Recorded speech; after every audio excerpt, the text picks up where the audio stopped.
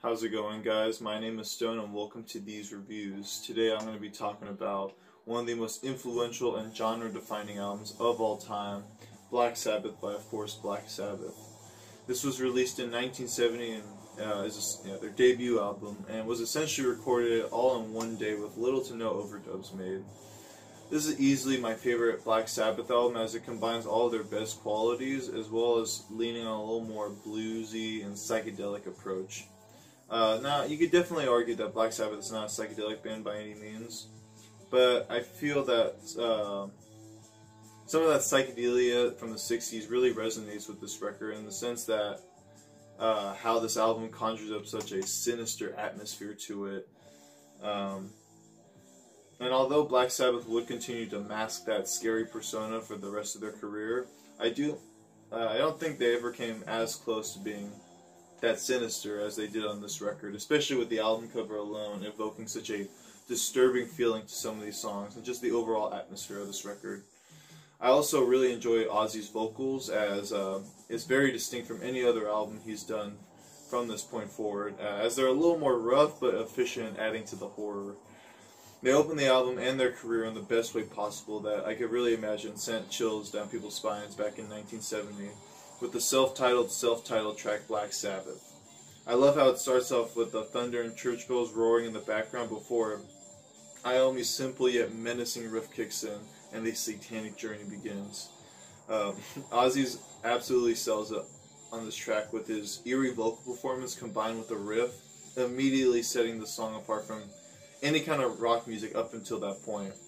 Every moment in the song is fantastic, especially at the ends where it picks up in energy and erupts into such a powerful conclusion.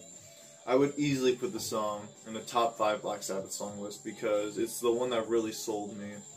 Even after hearing Paranoid and War Pigs, I feel like this song, like I said, just the atmosphere and the sense of evil that it has really just pulls you in, which I like. We then get to The Wizard, a song that features some great harmonica playing by Ozzy, and what I probably consider to be Bill Ward's best drum performance in Black Sabbath. That's just my opinion, though. Feel free to disagree, but it just kicks ass. I feel like it's hard not to deny how amazing it is.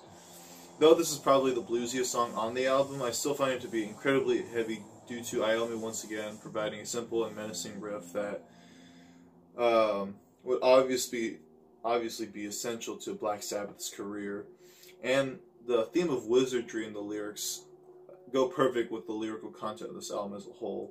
So, I mean, it still keeps the same vein, like a theme of evil, which I like. And just like that, we close side 1 already with the 10-minute medley of the tracks Wasp, Behind the Wall, Sleep, basically an NIB. Sorry, I froze there. This is basically, see what I did there? 2 tracks with additional song titles, which I assume came from Warner Brothers, just adding the names for more royalties. And I'm not so sure if that's the case. I just know that in Paranoid in Volume 4, they added like additional names to like the second half of the track without their permission, which I think is kind of sucky. But Behind the Wall, Sleep opens with a very visceral and energetic guitar before Ozzy can introduce the melody. And while this is probably not the strongest song on the record, it still resonates that hostile environment that in their music that no other band was able to produce at that time. It concludes with the drums carrying on without the group before fading into the bass solo for NIB. And this track is definitely the heaviest of the two, and I'd say it's just as groundbreaking as the title track. From Ozzy's primal vocal performance and his oh yes to Iommi's powerful guitar riff that easily transitions into his soloing, NIB would surely influence subgenres like hard rock, metal, doom metal, and it's not only the most melodic song on the album, but just a great way to close side 1, and it just kicks ass. I mean, it gets you, for me, it gets me jumping when I'm hearing it, or I'd love to hear it at a concert so I could just headbang to that, because that'd be killer. Now, though I feel like side 1 is more groundbreaking than its counterpart, I find that the album never really loses steam, and side 2 features some of my personal favorite moments on this record. Now, while side 2, Everywhere Else in the World, opens with Wicked World, in UK, or older UK pressings, replaced this with their first lead single, Evil Woman.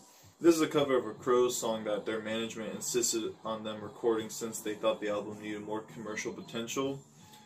And I really just wish the song was on the album in general, regardless of where it came out, and because I absolutely adore this song. I feel like it could have been, or to me, it comes off like the equivalent of Paranoid in the sense that it's very accessible but still heavy, and it's pretty short, and like I said, it's digestible. It's not too hard to like, I guess, get into it if you're not much of a metal guy. And even the lyrics still feature a wickedness to them, which I like. Talking about evil women. Even if the band weren't really happy about doing the song, I think that this album would have been a lot better if they had the song open side 2 and then continue with Wicked World and then the 14-minute medley. And I mean, I don't have a UK pressing. I want to buy one because that's how much I like this record. I'll buy multiple copies of it, but I would definitely pay a pretty penny for, you know, just my dream track listing on one vinyl, because I think that would be a nice way to open it. But, however, that is not the case. Hopefully, in time, they'll do it, but we'll see. We then come back to the real track, I guess, the real opener, Everywhere Else, Wicked World, which I would consider to be like the underdog of this album. I never really hear people talk about it, and I don't know why, because I love how many different sections there are within this track, and just how intense that opening is between Iommi, Butler, and Ward. The biggest transition between those sections is probably when Iommi goes into this beautifully hypnotic guitar passage before bringing that energy back in with the main melody. I also consider Ozzy's vocal performance on here to be one of his most underrated, as it really reflects the same kind of thrill that the rest of the band plays on with this track. And side 2, once again, already comes to a conclusion with, as I mentioned, the 14-minute medley, not Behind the Wall Sleep, A Bit of Finger, Sleeping Village, and Warning. Now, even though I talk pretty highly about Wicked World, I would probably say that this closer, this whole piece, is also one of the most overlooked songs in the Black Sabbath catalog, in terms of the Ozzy years, of course, because I know there's a lot of other underrated material from Black Sabbath without Ozzy. I absolutely love how it opens with A Bit of Finger, and I just love how off-putting it is. And I really wish they let this song expand a little more, because it really brings back that evil theme that I talked about earlier with Black Sabbath and NIB. As I don't know, I feel like what I really love the most about it is just how evil and menacing this album is, and I just love how they kind of bring it back for a second with that track. And I also think it transitions very nicely, or kicks in very nicely, to the instrumental bit, Sleeping Village, which I also think really works as a nice jam in between the songs and features some very, very tasty playing by Iommi. And, sorry, I lost my train of thought. I mean, if you haven't noticed, yeah, he's shredding all over this album, and side 2 especially, he's just killing it. But he's always killing it. I mean, it's Tony Iommi, right? But even after everything we've heard up until this point of the album, we finally get to, I don't think it's my favorite song, but it's definitely one of my favorite Black Sabbath songs, and it's their cover of Ainsley Dunbar Retaliation's Warning. Now, along with the whistle, this also has a very bluesy feel to it, which I think coincides greatly with the mega jam session that they have in between, or in the middle of the song, providing the perfect rhythm for Ozzy to just solo over. And once again, Ozzy kills it with his vocal performance, as his style of singing really still adds a sense of horror to the lyrics, whether they're supposed to be scary or not. My favorite moment on this track, however, and on this entire album, is actually this part, ironically, where it's just Tony Iommi just playing all by himself, and just, I don't even want to talk over it, but I guess I got to keep this video short, right? This to me is just so powerful and so atmospheric in the way that it leads, or how the album leads up to this part of the song perfectly. Every note just seems so essential, and it really just grabs your attention, I'd say, especially if you're like eating a sandwich, if you know what I mean. And yeah, it's just such a heavy burner, and it's beautiful, I'd say. Basically, I mean, hopefully I don't get copyrighted for that, but whatever, right? And just like that, well, sorry. Boom, I had to do it. every note seemed so necessary towards creating such a heavy burner of a song, like I said, and I like how even after all the soloing, Iommi brings the music back very nicely, or at least comes back in with the band very well. And just like that, when we get to the last line of Ozzy saying, "just a little bit too strong," and the band playing their final notes, it's just so near perfection, I'd say, in terms of closing an album. And it really leaves me wanting more. Like, even after 14 minutes, I just wish there was like 2 more minutes of jamming, if anything. Because I do feel like this is more of a jam album than anything they've done afterwards. Which I think I really like, because it's just easy to get the metal melody stuck in here, I suppose. Because especially with this album, the music they were writing was much more simplistic compared to what they would do later on with like Sabbath, Bloody Sabbath, or Sabotage.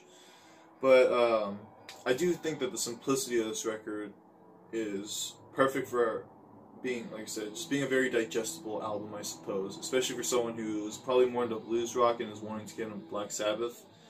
Though I will admit, if you're not into jams and like longer songs, maybe this is not the place for you to start off with. But for me, it's just a killer album all the way through. And like I said, even without Evil Woman, it's still a fantastic album. So I'm not really complaining about it. My favorite 3 songs are probably, or they are, Black Sabbath, Warning, and Evil Woman. And yeah, I mean, like I said, I don't know what my second favorite Black Sabbath is, but this will always be my first, I think. And I didn't even think about it now, it's nice that it's like Halloween time too, because I think this is a good album to have for Halloween. Especially the title track alone, so yeah. I hope you guys enjoyed this video, and I'd love to hear your top 3 songs. Comment on the bottom what you think, or yeah, comment in the comment section what you think of this album, and whether or not it's your favorite, because I'd love to get some discussion going. Alright guys, yeah, hope you enjoyed the video, and I'll see you next time. Bye.